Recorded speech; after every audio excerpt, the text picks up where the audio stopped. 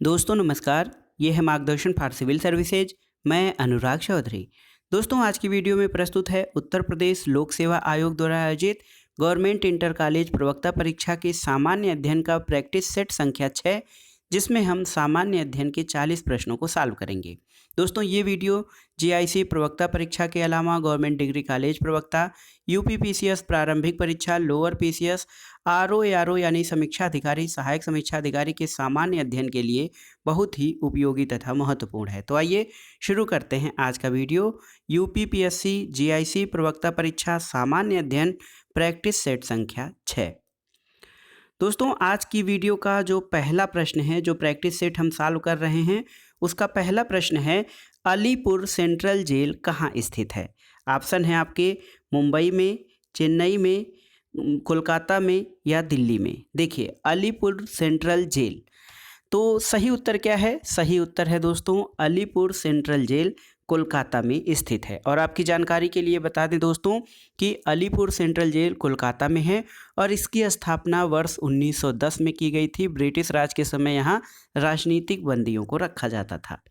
अगला प्रश्न है केरल में प्रथम साम्यवादी राज्य सरकार का गठन कब किया गया था? केरल में प्रथम साम्यवादी राज्य सरकार का गठन किया गया था 1953 में, 1955 में, 1957 में या फिर 1959 में।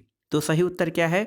सही उत्तर है दोस्तों ऑप्शन सी 1957 में। केरल में प्रथम साम्यवादी राज्य सरकार का गठन 1957 में हुआ था और 1957 में दक्षिणी राज्य केरल में विधानसभा चुनाव में भारतीय कम्युनिस्ट पार्टी ने कांग्रेस को हराया था। केरल के मुख्यमंत्री के रूप में ईएमएस नंबूदरीपाद ने स्वतंत्र भारत में पहली गैर कांग्रेसी सरकार का गठन किया था। अगला प्रश्न है भारतीय राष्ट्रीय आंदोलन से संबंधित कुछ घटनाओं को कालानुक्रम में व्यवस्थित करना है। देखिए जो घटनाएं हैं उसमें है महात्मा गांधी की दांडी यात्रा, पूना समझौता, सांप्रदायिक निर्णय और गांधी इरविन समझौता। तो ये जो घटनाएं हैं उनका अगर जो हम तिथि देखेंगे तो इस प्रकार से है दोस्तों। महात्मा गांधी की दांडी यात्रा कब हुई थी? तो ये हुई थी 12 मार्च 1900। देखिए 12 मार्च 1930 से 6 अप्रैल 1930 तक। दूसरी घटना अगर जो पूना समझौता की बात करें तो ये 24 सितंबर 1932 को हुई थी। सांप्रदायिक निर्णय या कम्युनल अवार्ड जो है 16 अगस्त 1932 को और गांधी इरविन समझौता 5 मार्च 1931 को हुआ था। तो सही जो घटनाओं का क्रम हो जाएगा दोस्तों, ये हो जाएगा आपका ऑप्शन जो है ए 1 4 3 2। ऑप्शन ए 1 4 3 2 सही घटनाओं का क्रम हो जाएगा। अगला प्रश्न है किसने रविन्द्रनाथ टैगोर को महान प्रहरी कहा था? ऑप्शन है मौलाना अबुल कलाम आज़ाद, महात्मा गांधी, डॉक्टर राजेंद्र प्रसाद या सुभाष चंद्र बोस। तो गुरुदेव रविन्द्रनाथ टैगोर को महान प्रहरी या ग्रेट सेंटिनल महात्मा गांधी ने कहा था। गांधी जी का मानना था कि वो भारत के स्वतंत्रता संघर्ष के पीछे नैतिक बल प्रदान करते थे। तो महान प्रहरी रविन्द्रनाथ टैगोर को महात्मा गांधी ने कहा था। अगला प्रश्न है दोस्तों भारत के पश्चिमी तटीय निम्नलिखित शहरों पर विचार कीजिए और ये जो शहर हैं जंजीरा, कन्नूर, नागरकोइल और सिंधुदुर्ग, इनको उत्तर से दक्षिण में इन नगरों को व्यवस्थित करना है। तो ये जो नगर हैं दोस्तों भारत के पश्चिमी तट पर स्थित हैं। तो देखिए जंजीरा, जो जंजीरा बंदरगाह है ये महाराष्ट्र में स्थित है। उसके बाद सिंधुदुर्ग है, ये महाराष्ट्र के सिंधुदुर्ग जिले में है। कन्नूर जो है वो कन्नूर केरल में है दोस्तों और नागरकोइल तमिलनाडु में कन्याकुमारी में है। तो देखिए सबसे पहले आपका हो जाएगा जंजीरा, उसके बाद होगा सिंधुदुर्ग, फिर आएगा कन्नूर, उसके बाद नागरकोइल। तो सही उत्तर आपका हो जाएगा दोस्तों ऑप्शन डी। ऑप्शन डी 1 4 2 3 आपका सही क्रम हो जाएगा भारतवर्ष के पश्चिम तटीय शहरों का उत्तर से दक्षिण में क्रम। अगला प्रश्न है भारत में कितने राज्य तट रेखा से लगे हैं? ऑप्शन है 7, 8, 9 या 10। तो सही उत्तर क्या है? सही उत्तर है दोस्तों देखिए भारत के 9 राज्य और 4 केंद्र शासित प्रदेश तट रेखा से लगे हैं। और आपके लिए एक प्रश्न है कि जो 9 स्टेट और 4 यूनियन टेरिटरीज हैं दोस्तों, जो भारत की तट रेखा से संपर्क करते हैं या समुद्री तट रेखा बनाते हैं, इन 9 राज्यों और 4 केंद्र शासित प्रदेशों के नाम आपको कमेंट बॉक्स में बताना है। अगला प्रश्न है, निम्नलिखित राज्यों में कौन सा उत्तर प्रदेश के सीमावर्ती हैं? देखिए, पंजाब, राजस्थान, छत्तीसगढ़ और झारखंड। इसमें से आपको बताना है कि पंजाब, राजस्थान, छत्तीसगढ़ और झारखंड में कौन कौन से राज्य उत्तर प्रदेश की सीमा बनाते हैं। तो दोस्तों, उत्तर प्रदेश की सीमा स्पर्श करने वाले जो 8 राज्य और 1 केंद्र शासित प्रदेश हैं, यानी 8 राज्य और 1 केंद्र शासित प्रदेश दिल्ली उत्तर प्रदेश की सीमा बनाते हैं।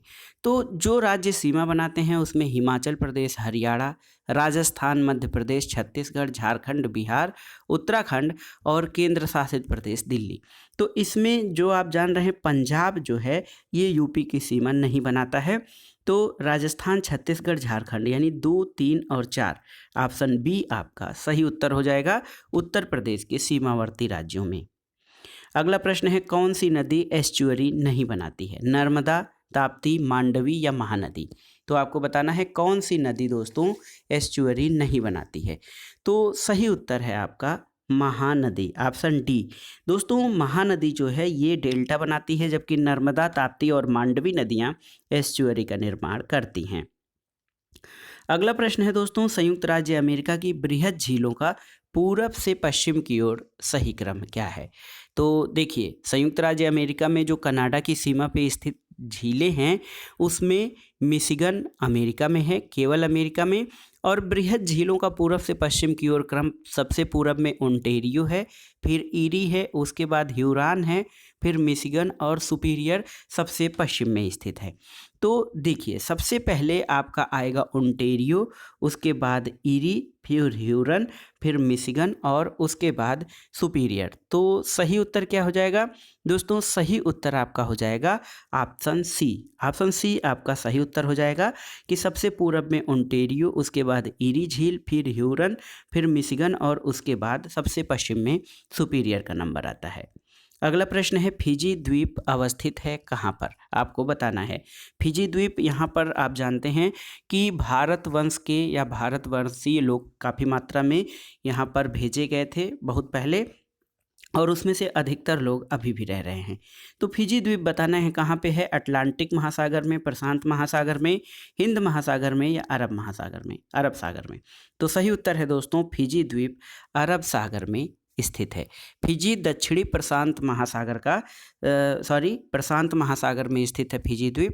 फिजी दक्षिणी प्रशांत महासागर का एक द्वीपीय देश है और ये वनुआतु के पूरब में, टोंगा के पश्चिम में और तुवालू के दक्षिण में स्थित है। अगला प्रश्न देखिए, थापरकर प्रजाति कहाँ पाई जाती है?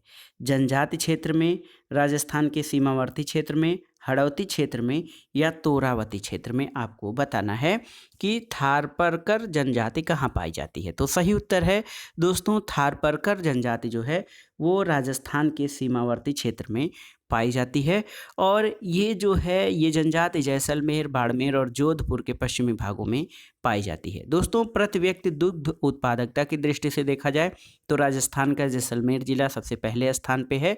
और इसके अतिरिक्त जो ये जनजाति है थारपरकर, ये गुजरात के कच्छ क्षेत्र में भी पाई जाती है। अगला प्रश्न है, भारत की निम्नलिखित फसलों पर विचार कीजिए। लोबिया, मूंग और अरहर, इनमें से कौन सा दलहन, चारा और हरी खाद के रूप में प्रयुक्त होता है? आपको बताना है। तो सही उत्तर क्या है? आपको बताना है कि लोबिया, मूंग और अरहर, इनमें से कौन सी फसल जो है ये दलहन, चारा और हरी खाद तीनों के रूप में प्रयुक्त होती है। तो आपको बताना है। ऐसे तो दोस्तों देखा जाए तो 1, 2 और 3 यानी लोबिया, मूंग और अरहर तीनों ही फसलों का प्रयोग खाद, चारा और दलहन के रूप में होता है। लेकिन संघ लोक सेवा आयोग द्वारा जो जारी उत्तर कुंजी थी, इसमें इस प्रश्न का उत्तर केवल 1 और 3 को माना, 1 और 2 यानी लोबिया और मूंग को माना गया था, अरहर को इसमें शामिल नहीं किया गया था। लेकिन देखा जाए तो लोबिया, मूंग और अरहर तीनों को दलहन, चारा और हरी खाद के रूप में प्रयोग किया जाता है। अगला प्रश्न है, सूची 1 का सूची 2 से सुमेलन करना है। तो देखिए, कॉफ़ी बोर्ड आपका ये बंगलुरु में स्थित है, रबर बोर्ड कोट्टायम केरल में स्थित है, चाय बोर्ड आपका कोलकाता में है और तंबाकू बोर्ड गुंटूर आंध्र प्रदेश में स्थित है। तो देखिए ये जो मिलान है विभिन्न बोर्ड और उनका मुख्यालय, तो coffee board Bengaluru, rubber board Kottayam, चाय बोर्ड कोलकाता और तंबाकू बोर्ड गुंटूर में स्थित है। अगला प्रश्न है, जीव भार का पिरामिड किस पारिस्थितिकी तंत्र में उलट जाता है? वन, तालाब, घासी स्थल या शुष्क स्थल, कहाँ पर? तो सही उत्तर है दोस्तों, जीव भार का पिरामिड जो है वो तालाब में उलट जाता है। क्योंकि इसका उत्तर इसलिए ये होगा क्योंकि पारिस्थितिकी तंत्र में जो विभिन्न स्तरों के प्रति इकाई क्षेत्र में उपस्थित जीव भार होता है उसका रेखा चित्रीय निरूपण जीव भार का पिरामिड कहते हैं। स्थल का जो पारिस्थितिकी तंत्र होता है उसमें जीव भार का पिरामिड सीधा, यानी सीधे का मतलब ये होता है ये पिरामिड सीधा होता है। लेकिन जब जलीय पारिस्थितिकी तंत्र जैसे तालाब में जीव भार का पिरामिड उलट जाता है, यानी इस तरह से हो जाता है, जलीय पारिस्थितिकी तंत्र में स्थलीय में सीधा रहता है और जलीय में ये उलट जाता है। अगला प्रश्न देखते हैं दोस्तों। अगला प्रश्न है, इनमें से कौन खाद्य श्रृंखला का निर्माण करता है? तो 5 ऑप्शन आपके पास दिए गए हैं। घास, गेहूं, आम, घास बकरा आदमी, बकरा कौवा हाथी, घास मछली बकरा और इनमें से कोई नहीं। तो खाद्य श्रृंखला या फूड चेन का निर्माण दोस्तों ऑप्शन बी आपका करता है, घास, बकरा और आदमी। घास को बकरा खाता है और बकरा को आदमी खाता है। तो इसमें प्राथमिक उत्पादक घास है, बकरा प्राथमिक उपभोक्ता है और आदमी द्वितीयक उपभोक्ता है। तो एक प्रकार से तब ये खाद्य श्रृंखला व्यवस्थित होती है। अगला प्रश्न है, जैव विविधता के निम्नलिखित माध्यमों के द्वारा मानव अस्तित्व का आधार बनी हुई है? किसके किसके द्वारा? मृदा निर्माण, मृदा अपरदन की रोकथाम, अपशिष्ट का पुनः चक्रण और सस्य परागण। तो आपको बताना है सही उत्तर कि जैव विविधता किन माध्यमों द्वारा मानव जो अस्तित्व है उसका आधार बनी हुई है। तो सही उत्तर है दोस्तों मृदा निर्माण, मृदा अपरदन, अपशिष्ट का पुनः चक्रण और सस्य परागण। यानी 1 2 3 4 ये सभी प्रक्रियाएं जैव विविधता के ऐसे महत्वपूर्ण लक्षण या विशेषताएं हैं जिनके द्वारा मानव अस्तित्व बना हुआ है। अगला प्रश्न है, निम्नलिखित राज्यों में किसमें भारत की सबसे बड़ी अंतर्देशीय लवणीय आर्द्रभूमि स्थित है? आपको बताना है कि निम्नलिखित राज्यों में किसमें भारत की सबसे बड़ी अंतर्देशीय लवणीय भूमि स्थित है। ऑप्शन है आपके गुजरात, हरियाणा, मध्य प्रदेश और राजस्थान। तो सही उत्तर, भारत में आर्द्रभूमियों के अंतर्गत सबसे बड़ा जो राज्य है वो है गुजरात। तो सही उत्तर है दोस्तों, गुजरात सबसे बड़ी अंतर्देशीय लवणीय आर्द्रभूमि लिए हुए है।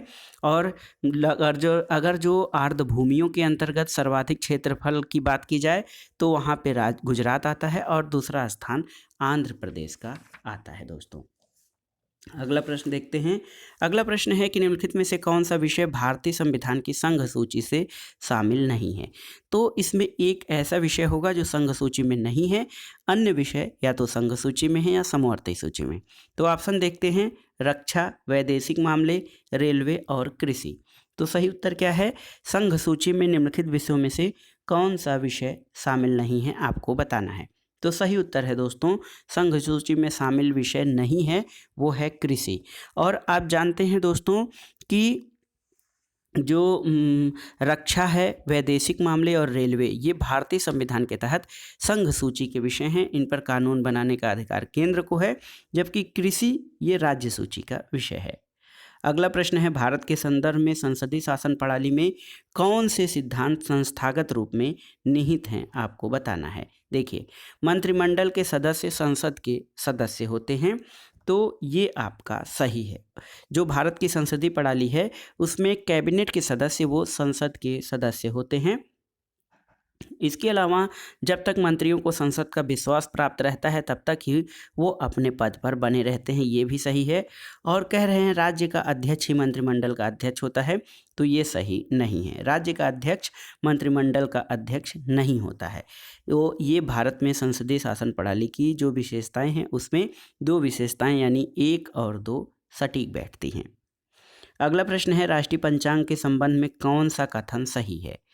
देखिए कथन है कि भारतीय राष्ट्रीय पंचांग विक्रम संवत पर आधारित है और राष्ट्रीय पंचांग को जनवरी 26 1950 से अपनाया गया था।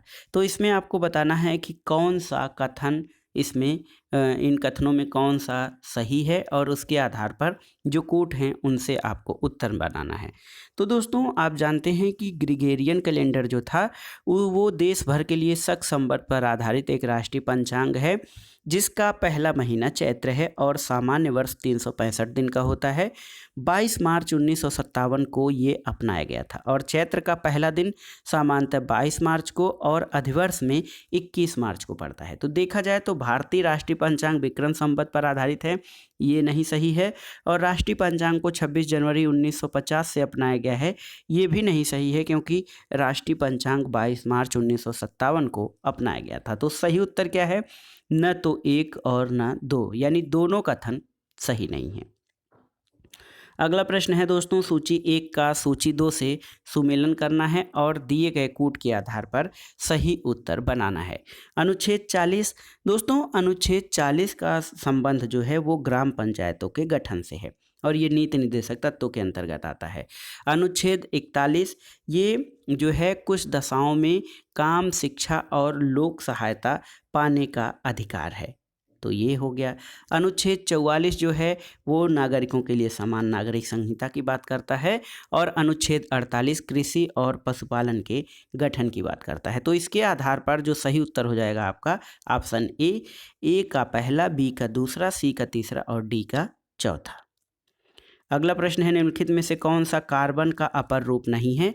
ऑप्शन है हीरा, ग्रेफाइट, ऑक्सो कार्बन और फुलरीन। तो सही उत्तर है दोस्तों कार्बन का अपर रूप इसमें से ऑक्सो कार्बन नहीं है क्योंकि हीरा, ग्रेफाइट और फुलरीन्स ये कार्बन के अपर रूप में शामिल हैं। अगला प्रश्न है, निम्नलिखित में से क्या जल से हल्का होता है? एल्यूमिनियम, सोडियम, मैग्नीशियम और मैंगनीज।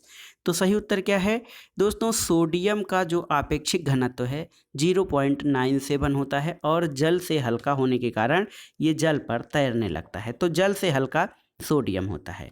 अगला प्रश्न है, निम्नलिखित में से किसका प्रयोग दिया सलाई के निर्माण में किया जाता है? ऑप्शन देखिए, डाई फास्फोरस, काला फास्फोरस, लाल फास्फोरस और सिंदूरी फास्फोरस। तो सही उत्तर है दोस्तों दिया सलाई बनाने में लाल फास्फोरस और फास्फोरस ट्राईसल्फाइड यानी P2S3 का उपयोग होता है। तो ये लाल फास्फोरस यानी ऑप्शन सी आपका सही है, दिया सलाई बनाने में लाल फास्फोरस का प्रयोग किया जाता है। अगला प्रश्न देखते हैं, 25वां प्रश्न, कंप्यूटर में प्रयुक्त माउस की बॉडी लगभग 40 साल पहले बनाई गई थी, ये उस समय किस चीज़ का बना था? ऑप्शन देखिए, एल्यूमिनियम, प्लास्टिक, इस्पात या लकड़ी का। तो सही उत्तर है दोस्तों सबसे पहला जो माउस बनाया गया था ये लकड़ी का बनाया गया था और इसको बनाने का श्रेय अमेरिकी वैज्ञानिक डग एंजेलबर्ट का है जो 1968 में उन्होंने कंप्यूटर माउस को दुनिया के सामने पेश किया गया था। और ये एक बड़ा बेडौल सा लकड़ी का डिब्बा था, उसमें सिर्फ एक बटन था और उसकी मदद से कंप्यूटर से जुड़ी तमाम अहम चीज़ें बड़ी आसानी से एक जगह से नियंत्रित हो सकती थी। तो सही उत्तर है सबसे पहले माउस लकड़ी का बनाया गया था।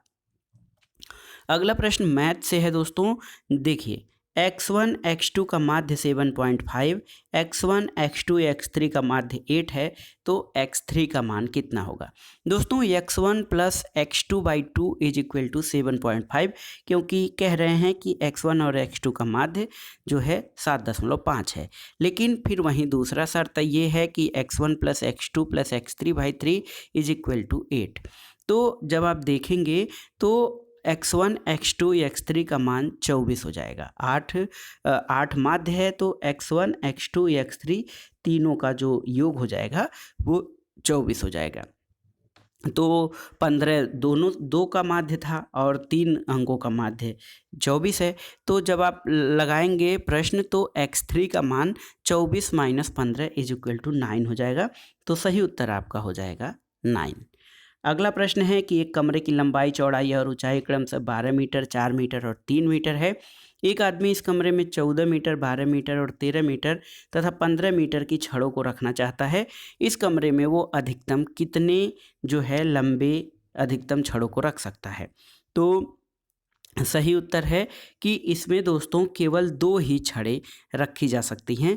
जब हम घनाभकार कमरे में सबसे लंबी छड़ की लंबाई देखेंगे तो इसमें under root l square plus b square plus h square यानी 12, 4 और 3 जो कमरे की लंबाई चौड़ाई ऊंचाई है 12, 4 और 3 का स्क्वायर करेंगे जब अंडर रूट, तो ये अंडर रूट 169 जो कि 13 आएगा। तो 13 मीटर अधिकतम छड़ की लंबाई होगी जिसको वो रख सकता है। तो वो 13 मीटर की 2 छड़ों को रख सकता है, अधिकतम 12 मीटर और 13 मीटर, न तो 14 मीटर को रख सकता है और ना ही 15 मीटर को। तो सही उत्तर है 2 छड़ों को अधिकतम वो रख सकता है। अगला प्रश्न है दोस्तों, अगला प्रश्न देखिए बहुत ही महत्वपूर्ण है। एक समचतुर्भुज के विकर्णों की लंबाइयाँ 24 सेंटीमीटर और 32 सेंटीमीटर है। समचतुर्भुज के भुजा की लंबाई कितनी है? तो समचतुर्भुज के भुजा की लंबाई का जो फार्मूला होता है दोस्तों, वो होता है, अगर जो समचतुर्भुज की अंडर रूट पहला विकर्ण यानी ए विकर्ण, अगर जो हम ए माने तो पहला विकर्ण बाई 2 का स्क्वायर होता है प्लस दूसरा विकर्ण यानी बी बाई 2 का स्क्वायर होता है। तो 24 का स्क्वायर और 32 का स्क्वायर जब हम करेंगे, 24/2 का स्क्वायर और 32/2 का स्क्वायर, तो ये हो जाएगा आपका 12 का स्क्वायर प्लस 13 का स्क्वायर, 12 का स्क्वायर 144 और 13 का स्क्वायर जो है 12 का स्क्वायर 144 और 16 का स्क्वायर 256। तो इसको जब जोड़ेंगे तो 400 आएगा और अंडर रूट 400 का मान आप जानते हैं कि ये 20 होता है। तो सही उत्तर आपका हो जाएगा दोस्तों 20। एक भुजा की लंबाई इसकी 20 हो जाएगी। अगला प्रश्न है, यदि x और y धनात्मक पूर्णांक इस प्रकार हैं कि x square minus y square is equal to 13, तो x square plus y square का संभव मान कितना होगा, ये आपको बताना है। तो दोस्तों इस प्रश्न को भी आप फार्मूले के आधार पर ही तय कर सकते हैं। फार्मूले के आधार पर जब आप लगाएंगे तो x square plus y square का संभव मान जो होगा वो 85 के बराबर हो जाएगा। तो सही उत्तर ऑप्शन बी आपका 85 हो जाएगा। 30वां प्रश्न है, शादी के समय एक औरत और उसके पति की औसत आयु 23 वर्ष थी। 5 वर्ष के बाद उनके पास 1 वर्ष का बच्चा है। पूरे परिवार की औसत आयु कितनी होगी? तो शादी के समय औरत और उसके पति की कुल आयु जो थी तो 23 गुणे 2 यानी 46 साल हो जाएगी, क्योंकि औसत आयु 23 साल है। तो 5 वर्ष के बाद औरत, उसके पति तथा 1 वर्ष के बच्चे की कुल आयु हो जाएगी, देखिए 46 प्लस 5 46 प्लस 5 गुणे 2, क्योंकि पति पत्नी है और प्लस 1 बच्चा है, तो इसका मान हो जाएगा दोस्तों 57 वर्ष। 57, तो जब 57 वर्ष के बाद इनके पास 3 परिवार हैं, 3 सदस्य हैं, तो आपको इस हिसाब से आ जाएगा कि जो 57 का औसत है, 57 का औसत हो जाएगा दोस्तों 19 जो हो जाएगा वो सही उत्तर आपका हो जाएगा। 19 वर्ष जो है तीनों सदस्यों यानी पति पत्नी और लड़के का औसत आयु हो जाएगा। अगला प्रश्न कथन कारण से संबंधित है। कथन है कि सफलता के लिए शिक्षा अनिवार्य है, सही है, क्योंकि कारण जो दे रहे हैं शिक्षा सफलता की कुंजी है। तो इसमें दोस्तों ए और आर दोनों सही हैं और आर ए की सही व्याख्या भी करता है। एक प्रश्न देखिए, यदि बहुपद x cube plus 4x square minus 3x minus 18 का एक गुणनखंड x माइनस 2 है तो इसके अन्य 2 गुणनखंड कितने होंगे? तो इसमें आप दोस्तों सही उत्तर ऑप्शन से ही लगा सकते हैं। तो इसमें सही उत्तर हो जाएगा आपका ऑप्शन सी, x प्लस 3 तो ये आपके सही गुणनखंड हो जाएंगे। यदि x प्लस 3 और x माइनस 2 इसका आप गुणा करेंगे तो उत्तर x cube plus 4x square minus 3x minus 18 हो जाएगा।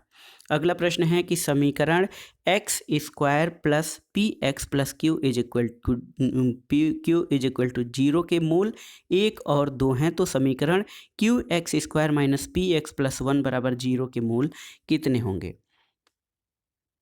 तो दोस्तों जब आप इस प्रश्न को हल करेंगे तो सही उत्तर हो जाएगा कि जो मूल होंगे समीकरण q x square minus p x plus 1 बराबर 0 के दोनों मूल -1/2 और -1 होंगे। तो सही उत्तर जो हो जाएगा ये आपका 33 का हो जाएगा ऑप्शन सी, -1/2 और -1। अगला प्रश्न है दोस्तों, सूची 1 का सूची 2 से सुमेलन करना है और इस आधार पर आपको सही उत्तर पहचान करना है। अलीगढ़ उत्पाद आप जानते हैं अलीगढ़ ताले के लिए, फिरोजाबाद चूड़ियों के लिए, मुरादाबाद पीतल के बर्तन के लिए और टांडा विद्युत करघा के लिए प्रसिद्ध है। तो इस आधार पर सही ऑप्शन हो जाएगा आपका ऑप्शन बी। अगला प्रश्न है दोस्तों, निम्नलिखित कथनों पर विचार कीजिए। कन्नौज इत्र का शहर है, आप जानते हैं सही है, और कारण है कि कन्नौज शहर के सभी निवासियों के यहाँ इत्र का उद्योग है, तो ये सही नहीं है। कन्नौज इत्र का शहर है इसका मतलब ये नहीं है कि सभी निवासियों के यहाँ इत्र का उपयोग है, तो ए सही है और आर गलत है, तो सही उत्तर आपका हो जाएगा ऑप्शन सी। अगला प्रश्न है दोस्तों, अगला प्रश्न देखते हैं, बहुत ही महत्वपूर्ण है, करंट अफेयर से है। 27 जनवरी 2021 को संपन्न 18वीं राष्ट्रीय federation cup junior under 20 athletics championship 2021 का कौन राज्य ओवरऑल चैंपियन रहा है? ऑप्शन है केरल, हरियाणा, मध्य प्रदेश और तमिलनाडु। तो हरियाणा राज्य जो है under 20 junior federation cup junior athletics championship का ओवरऑल चैंपियन बना था। अगला प्रश्न है, 1 से 3 फरवरी 2021 के मध्य ASEAN India hackathon video conferencing के माध्यम से आयोजित किया गया था, किस मंत्रालय द्वारा? शिक्षा मंत्रालय, विदेश मंत्रालय, कौशल विकास और उद्यमिता मंत्रालय और विकास और प्रौद्योगिकी मंत्रालय। तो सही उत्तर है दोस्तों, शिक्षा मंत्रालय द्वारा आसियान इंडिया हैकथॉन का आयोजन किया गया था। अगला प्रश्न है, 23 जनवरी 2021 को केंद्र सरकार द्वारा किसी व्यक्तिगत श्रेणी में आपदा प्रबंधन में उत्कृष्ट कार्य के लिए सुभाष चंद्र बोस आपदा प्रबंधन पुरस्कार 2021 के लिए चुना गया था?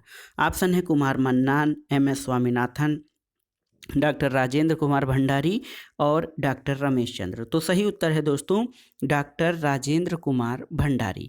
नेताजी सुभाष चंद्र बोस जयंती के अवसर पर सुभाष चंद्र बोस आपदा प्रबंधन पुरस्कार 2021 ये संस्थागत और व्यक्तिगत श्रेणियों में दिया जाता है। संस्थागत श्रेणी में दोस्तों इस पुरस्कार के लिए sustainable environment and ecological development society को दिया गया और व्यक्तिगत श्रेणी में डॉक्टर राजेंद्र कुमार भंडारी को। 39वां प्रश्न है, 15 जनवरी 2021 को किसने देश की पहली स्वदेश विकसित ड्राइवरलेस मेट्रो कार का अनावरण किया? ऑप्शन है पीयूष गोयल, नरेंद्र मोदी, M वेंकैया नायडू या राजनाथ सिंह। तो सही उत्तर है ऑप्शन आपका डी, राजनाथ सिंह ने। अगला प्रश्न है दोस्तों, 15 से 17 जनवरी 2021 के मध्य बिहार में प्रथम राज्य पक्षी महोत्सव कलरव का आयोजन किस अभ्यारण्य में किया गया था? ऑप्शन देखिए, गौतम बुद्ध पक्षी अभ्यारण्य, नागी नकटी पक्षी अभ्यारण्य, कांवर झील पक्षी विहार और कुशेश्वर आस्थान पक्षी अभ्यारण्य। तो सही उत्तर है दोस्तों 16 जनवरी 2021 को बिहार के मुख्यमंत्री नीतीश कुमार ने प्रथम राज्य पक्षी महोत्सव कलरव का उद्घाटन किया और इसका आयोजन नागी नकटी पक्षी अभ्यारण्य में किया गया था। ऑप्शन बी, नागी नकटी पक्षी अभ्यारण्य। और इस पक्षी महोत्सव का आयोजन वन और जलवायु परिवर्तन विभाग द्वारा किया गया था। तो दोस्तों ये था आज का वीडियो जिसमें हमने GIC प्रवक्ता परीक्षा यानी राजकीय इंटर कॉलेज प्रवक्ता जो उत्तर प्रदेश लोक सेवा आयोग द्वारा आयोजित होती है उसके सामान्य अध्ययन के 40 प्रश्नों का प्रैक्टिस सेट सॉल्व किया। और ये परीक्षा उत्तर प्रदेश लोक सेवा आयोग द्वारा आयोजित की जाने वाली अन्य परीक्षाओं के प्रारंभिक परीक्षा के लिए बहुत ही महत्वपूर्ण है। आप इनको सॉल्व कर लीजिएगा और जो प्रश्न कठिन लगे उनको अलग से नोट भी करते जाइएगा। तो दोस्तों वीडियो आपको कैसा लगा हमें कमेंट बॉक्स में ज़रूर बताइएगा। वीडियो को लाइक करें, शेयर करें और इस चैनल मार्गदर्शन फॉर सिविल सर्विसेज को सब्सक्राइब करें। वीडियो देखने के लिए धन्यवाद दोस्तों, नमस्कार।